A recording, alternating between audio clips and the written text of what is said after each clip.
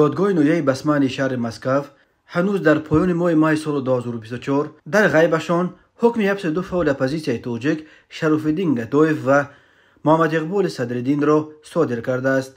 در این باره روز 26 ایون سال 2024 پایگاه خبری میدیا از آن خبر داد. بنا به اطلاع این نشریه به ضد سیاستمداران مخالف توجیک بر اساس بندهای ب و د قسم دوم ماده 207 کودکس جنایتی روسیه با اتهام پنهان کردن معلومات بر دروغ درباره قوه‌های مسلح روسیه از جانب گروه متشکل در زمینه کینه و عداوت قومی پرونده جنایتی گشودند.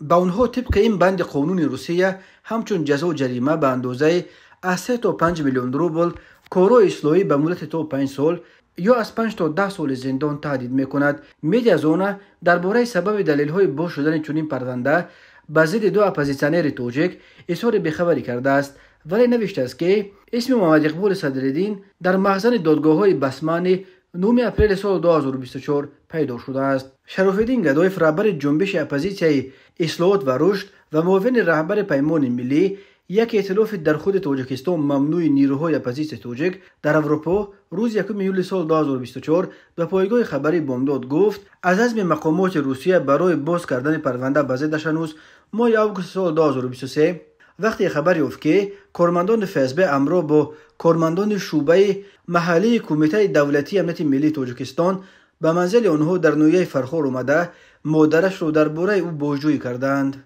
شرفالدین گدایف در شایگری هلند پناهگاه سیاسی به دست آورده است. در تاجیکستان به ضد او چندین پرونده گشودند، از جمله با اتهام قاچاق قسم یکم ماده 289 و تقلب سندها قسم دوم ماده 340. ماه فوریه سال 2019 گدایف را ضمن یک سفر مرموزش در مسکو دستگیر کرده مجبوراً به تاجیکستان فرستادند.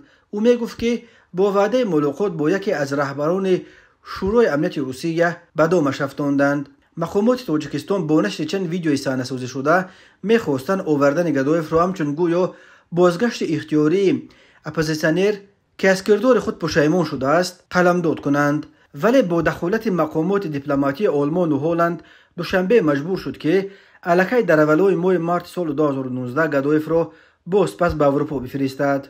محمد اقبال صدرالدین حکم دادگاه مسکو را یک قرار بی‌ثمر و بی‌اثر نامید و گفت که پایگاه خبری او زیاد دنبال مسائل اوکراین هم نمی رفت.